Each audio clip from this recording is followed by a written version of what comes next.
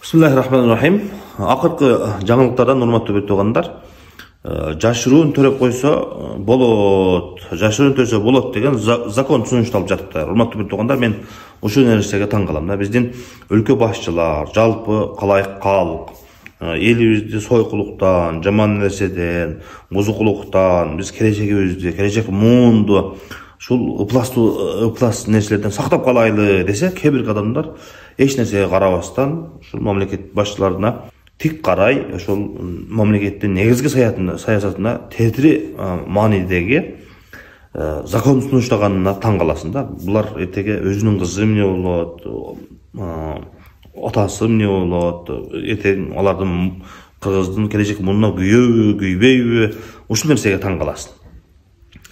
Элдин баары, мамлекет бардыгы ушул элдин келечегин ойлоп, келечек муунду ойлоп, жаман нерседен, ыпластан, сойкулуктан сактаналып калайлы деп аракет кылса, булар бардыгына тете кылып жатканына таң каласың. Ошондуктан урматтуу бир туугандар, ушул нерсеге жалпы коомчулук баа берип коелук. Бул биздин келечегибиз.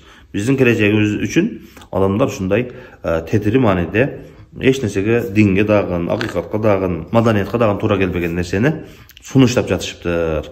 Ошон үчүн бул нерсеге ар бирибиз ой пикирибизди билдирип коелук. Урматтуу бир туугандар, бул нерсе биздин мамлекетибизде мыйзам болуп калбасын. Ким өзүнүн келечегине күйгөн болсо, өзүнүн үрп адатына күйгөн болгон болсо, өзүнүн маданиятына, келечек муунга, өзүнүн кызына күйгөн болгон болсо, ушундай жаман мамлекеттин саясатына каршы келген, динге каршы келген нерселерди сактап калганга ар бирибиз салым кошубуз керек.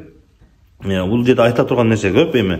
Бунун туура эмес экендиги, исламга каршы келгендиги, акылга каршы келгендиги өтө көп. Бирок азыр бизге кысканышка айтыла турган нерсе биздин негизги мамлекеттин бүгүнкү күндөгү саясатына тетири болуп жатат. Ошондуктан ар бир атоол өзүнүн ой пикирин айтып, ушул жаман нерсени сактап калышыбыз керек. Алла таалам ар бирибизди ушундай бузукулуктан өзү сактасын деп дуа кылабыз.